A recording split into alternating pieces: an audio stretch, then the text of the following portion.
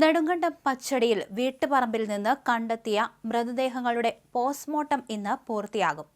മേരിക്കുട്ടി, മകൻ റെജി എന്നിവരാണ് കൊല്ലപ്പെട്ടത് എന്നാണ് പ്രാഥമികമായ നിഗമനം. മേരിക്കുട്ടിയുടെ ഇളയ മകൻ സജിക്കായി പോലീസ് തെരച്ചിൽ തുടരുന്നു. പുതിയ സംഭവ വികാസങ്ങളുടെ പശ്ചാത്തലത്തിൽ മേരിക്കുട്ടിയുടെ ഭർത്താവ് മാത്യുവിനെ കാണാതായ കേസും പോലീസ് വീണ്ടും അന്വേഷിക്കും. 2018-ൽ സമാന സാഹചര്യത്തിലാണ് മാത്യുവിനെ കാണാതായത്. പുതിയ സംഭവങ്ങളുടെ പശ്ചാത്തലത്തിലാണ് അന്വേഷണം. പ്രതിയെന്ന് സംശയിക്കുന്ന സജിയെ കണ്ടെത്താൻ തെരച്ചിൽ ഊർജിതമാക്കിയിട്ടുണ്ട്. പോലീസിന്റെ 4 സംഘങ്ങളാണ് തെരച്ചിൽ നടത്തുന്നത്. ഇന്നലെ കണ്ടെത്തിയ മൃതദേഹങ്ങൾ മേരിക്കുട്ടിയുടെയും മകൻ റെജിയുടെയും തന്നെയാണെന്ന നിഗമനത്തിലാണ് പോലീസ്. മൃതദേഹങ്ങളുടെ പോസ്റ്റ്മോർട്ടം ഇന്ന് നടക്കും. DNA പരിശോധനയും നടത്തും. മേരിക്കുട്ടിയെയും റെജിയെയും കാണാനില്ലെന്ന് കാണിച്ച് മേരിക്കുട്ടിയുടെ മകൾ സിനി ഞായറാഴ്ച പോലീസിൽ പരാതി നൽകിയിരുന്നു. തിങ്കളാഴ്ച രാവിലെ ഇവരുടെ വീടിന് സമീപത്തെ പറമ്പിൽ ഒരു പുരുഷന്റെ കാലിന്റെ ഭാഗം മണ്ണിനടിയിൽ നിന്ന് പുറത്തേക്ക് നിൽക്കുന്നത് നാട്ടുകാർ കണ്ടു. ഉടനെ പോലീസിൽ അറിയിച്ചു. തുടർന്ന് ഫോറൻസിക് സംഘത്തിന്റെ നേതൃത്വത്തിൽ മണ്ണുമാറ്റി പരിശോധന തുടങ്ങി.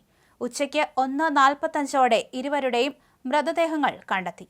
മൃതദേഹങ്ങൾ ഒരേ കുഴിയിലായിരുന്നു. വേഗം ജീർണിക്കുന്നതിനും ദുർഗന്ധം പുറത്തേക്ക് വരാതിരിക്കുന്നതിനുമായി കുഴിയിൽ കുമ്മായം വിതറിയിരുന്നു. പച്ചടി തോട്ടുവക്കടയിൽ വീടിന് സമീപത്ത് നിന്ന് മൃതദേഹങ്ങൾ കണ്ടെത്തിയതറിഞ്ഞ് നിരവധി പേർ എത്തിയിരുന്നു.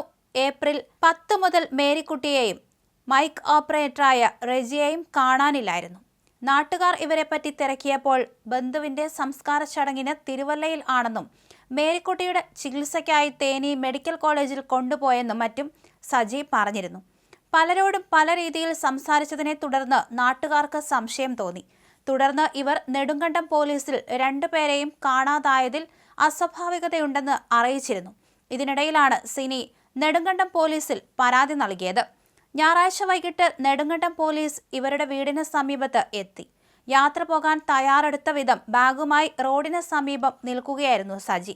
പോലീസിനെ കണ്ട് ഓടിപ്പോവുകയായിരുന്നു. വൈകിട്ടോടെ സമീപത്തെ മലയിൽ നിന്ന് ഇയാളുടെ ബാഗ് കണ്ടെത്തി. മദ്യപിച്ച് സഹോദരങ്ങൾ തമ്മിൽ വഴക്കുണ്ടാക്കുക പതിവായിരുന്നുവെന്ന് നാട്ടുകാർ പറഞ്ഞു. Kattappana DYSP Shajan, Nedumkandam CI KL Thomas എന്നിവർ സ്ഥലത്തെത്തി പ്രാഥമിക പരിശോധന നടത്തി. പോസ്റ്റ്മോർട്ടത്തിനായി മൃതദേഹങ്ങൾ ഇടുക്കി മെഡിക്കൽ കോളേജിലേക്ക് മാറ്റി. പച്ചടി തോട്ടുവാക്കാടയിൽ വീടിന് സമീപത്ത് നിന്ന് അമ്മയുടെയും മകന്റെയും മൃതദേഹങ്ങൾ കുഴിച്ചിട്ട നിലയിൽ കണ്ടെത്തിയ സംഭവത്തിന്റെ ചുരുൾ അഴിയും മുമ്പേ 8 വർഷം മുമ്പ് ഇവരുടെ അച്ഛൻ മാത്യുവിനെ കാണാതായതും സംശയം ജനിപ്പിക്കുന്നുണ്ട്. മാത്യു സുവിശേഷകനായിരുന്നു. 2018-ൽ മാത്യുവിനെ കാണാനില്ലെന്ന് കാണിച്ച് വീട്ടുകാർ പരാതി തന്നിരുന്നുവെന്നും ഇതിന്മേൽ അന്വേഷണം നടക്കുകയാണെന്നും നെടുങ്കണ്ടം പോലീസ് പറഞ്ഞു. മാത്യുവിന്റെ തിരോധാനവും ഇതോടൊപ്പം അന്വേഷിക്കണമെന്ന് നാട്ടുകാർ പറഞ്ഞു. അമ്മയെയും ജ്യേഷ്ഠനെയും കൊലപ്പെടുത്തിയ ശേഷം ആരോപണ വിധേയനായ സജിയുടെ പെരുമാറ്റത്തിൽ അസാധാരണമായി ഒന്നും കണ്ടില്ലെന്ന് നാട്ടുകാർ പറയുന്നു. അധികം സംസാരിക്കാത്ത പ്രകൃതമായിരുന്നു ഇയാളുടേത്. മേസ്തിരിപ്പണിയും മറ്റ് ജോലികളും ചെയ്തു വരികയായിരുന്നു.